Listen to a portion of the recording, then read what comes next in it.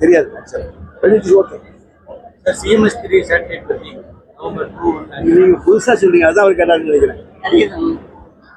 சத்தியமா எனக்கு நான் I am not keeping in touch with that.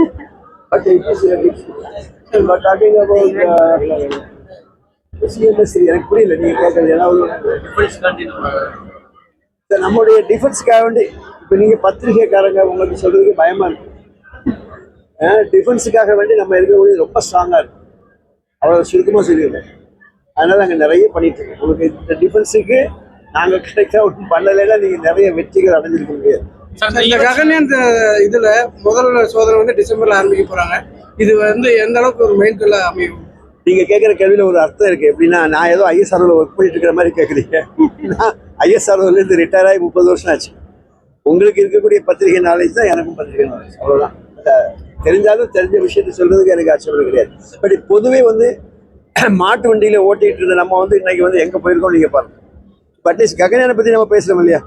Gaganyaan வந்து ஒரு ஒரு என்ன ஸ்பேஸ் ஸ்டேஷன் நம்ம ஆளுங்க அங்கே அனுப்பி திருப்பி கொண்டு வரக்கூடிய ஒரு ஒரு யுக்தி.